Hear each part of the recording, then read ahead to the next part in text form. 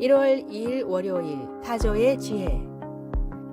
타조는 위험에 처할 때 땅에 구멍을 파서 머리를 넣는 습성이 있습니다.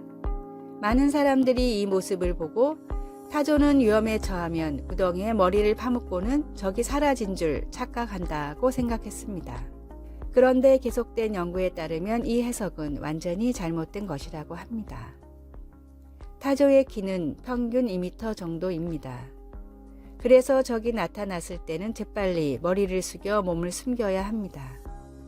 타조는 청력이 좋기 때문에 귀를 땅에 대면 진동을 통해 어디서 어떤 종류의 적이 어떤 속도로 오는지 판단할 수 있다고 합니다. 타조의 달리기 속도는 사자를 비롯한 대부분의 맹수보다 빠르기 때문에 적이 오는 방향을 제대로 파악하면 몰이에 당하지 않고 안전하게 도망칠 수 있습니다. 우리가 그동안 타조의 어리석은 행동으로 알고 있던 모습은 사실은 장점을 극대화시키는 타조의 지혜였던 것입니다. 사람의 지각과 지혜는 분명한 한계가 있기에 무엇이든지 섣불리 판단해서는 안 됩니다. 불완전한 우리가 믿을 수 있는 것은 오직 완전한 지혜와 전능한 능력을 가지고 계신 하나님 아버지뿐입니다. 완전한 지혜로 내 길을 예비하시는 주님만을 믿고 의지하십시오. 오늘의 말씀, 어리석은 자는 그의 마음에 이르기를 하나님이 없다 하는도다. 그들은 부패하고 그 행실이 가증하니 선을 행하는 자가 없도다. 시편 14편 1절. 오늘의 찬송 424장 아버지여 나의 맘을. 오늘의 만나 주님 섣부른 판단으로 오해하지 않게 하소서. 내 생각과 판단이 틀릴 수도 있다는 겸손의 자세를 가집시다.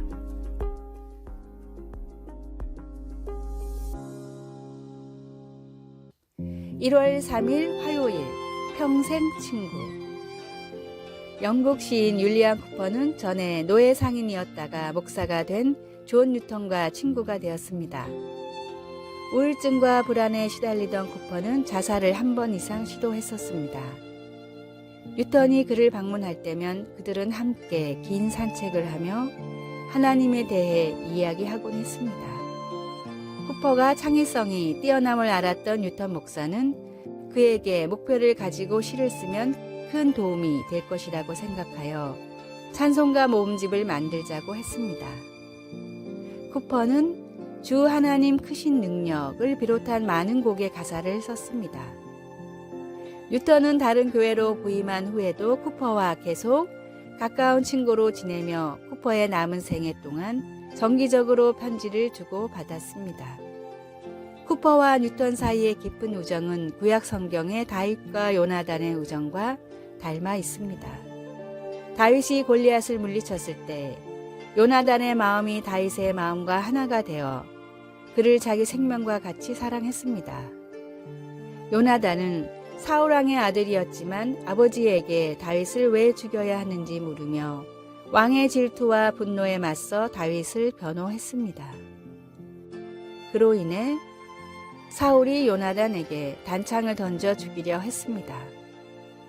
요나단은 이것을 피했지만 자기의 친구가 이렇게 당하는 것이 부끄럽고 슬펐습니다. 친구에 관한 위의 두 이야기는 친구로서 서로 격려하며 하나님을 섬길 때 목숨까지 내어지는 우정의 이야기입니다. 당신은 오늘 친구를 어떻게 이처럼 격려할 수 있습니까? 말씀, 그의 아버지가 다윗을 욕되게 하였으므로 다윗을 위하여 슬퍼함이었더라. 사무엘상 20장 34절. 찬송 218장 내 맘과 정성을 다하여서. 기도. 예수님, 예수님과 친구로서의 우정과 사귐을 누릴 수 있게 해주소서. 다른 이들에게 하나님의 사랑을 보여주고 그들을 세워줄 수 있게 하소서. 아멘.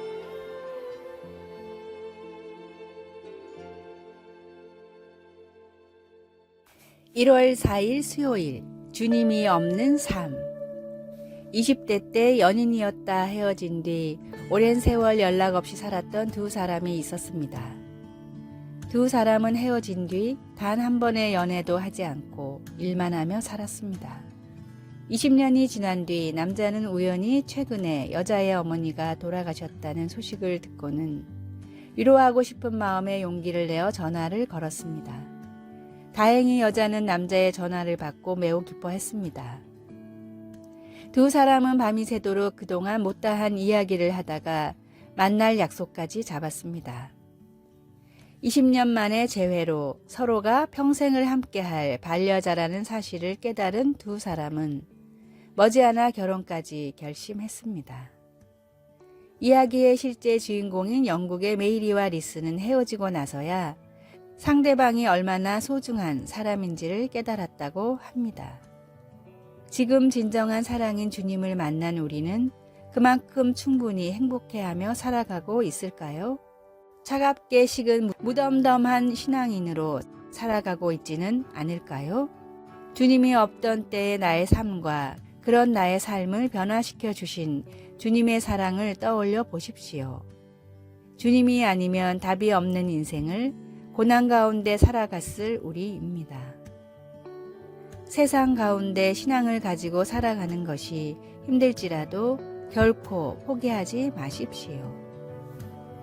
오늘의 말씀, 오직 그만이 나의 반석이시요 나의 구원이시요 나의 요새이시니 내가 크게 흔들리지 아니하리로다. 시편 62편 2절. 오늘의 찬송 94장 주 예수보다 더 귀한 것은 없네. 오늘의 만나 주님, 험난한 시련을 당할지라도 주님만은 절대 포기하지 않게 하소서. 주님을 믿기 전에 나의 삶을 생각하며 은혜를 소중히 여깁시다.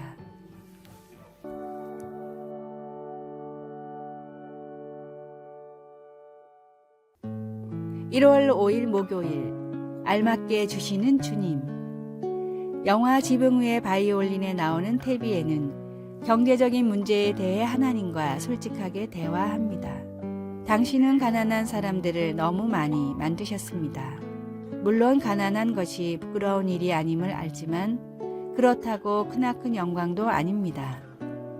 그래서 제가 약간의 재산을 갖는 게 뭐가 그렇게 큰일 날 일입니까? 내가 부자였다면 당신의 원대하고 영원한 계획을 망쳐 놓았을까요? 오래전에 아굴은 잠언에서 이와 같은 솔직함으로 그러나 조금 다른 기도를 하나님께 올렸습니다. 아굴은 하나님께 자신을 가난하게도 부유하게도 하지 마시고 오직 필요한 양식만 주시기를 간구했습니다. 그는 배가 부르면 교만해지고 하나님을 부인하는 사실상 무신론자처럼 될 수 있다는 것을 알았습니다. 또한 그는 다른 사람의 것을 훔쳐 하나님의 이름을 욕되게 할 수 있기 때문에 가난하게 되지 않도록 하나님께 간구했습니다. 하나님이 자신의 유일한 공급자이신 것을 알았던 아굴은 매일의 필요를 충족시키기 위해 딱 알맞게 달라고 기도했습니다. 그의 기도는 하나님만을 찾는 삶과 오직 그분 안에만 있는 만족을 표현했습니다. 우리도 우리가 가진 모든 것은 하나님께서 공급하신다는 것을 인정하는 아굴의 태도를 갖기를 바랍니다. 그리고 그분의 이름이 영화롭도록 재정을 관리하면서 딱 알맞게 달라고 구한 우리에게 오히려 넘치도록 주시는 하나님 앞에서 만족하며 살아야겠습니다. 말씀, 나를 가난하게도 마옵시고 부하게도 마옵시고 오직 필요한 양식으로 나를 먹이시옵소서. 잠언 30장 8절. 찬송 28장 복의 근원 강림하사. 기도, 우리의 공급자 되시는 하나님께서 공급해 주시는 모든 것에 만족하게 하소서. 예수님의 이름으로 기도드립니다. 아멘.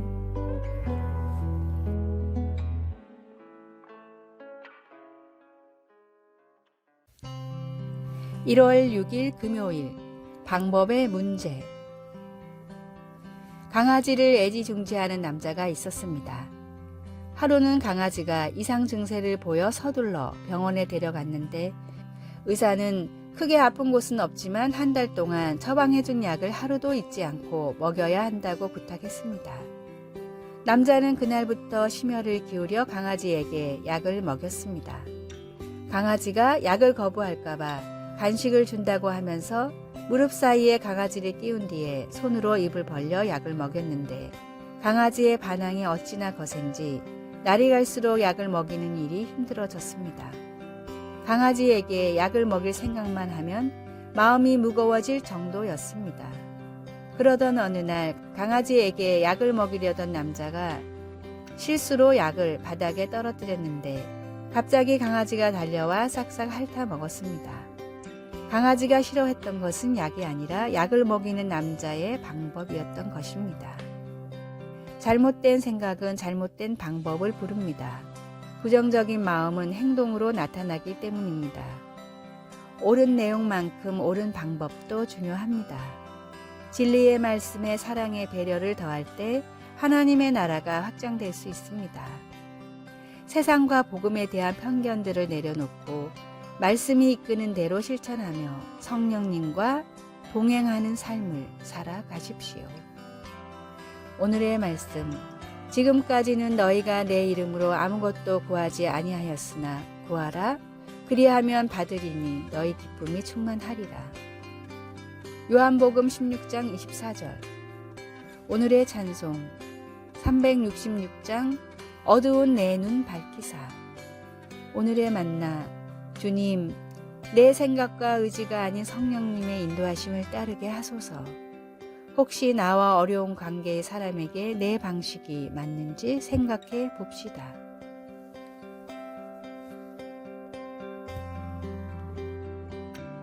아래의 빨간색 글자 구독을 누르시어 더 많은 전도의 열매를 맺으시기를 기도합니다.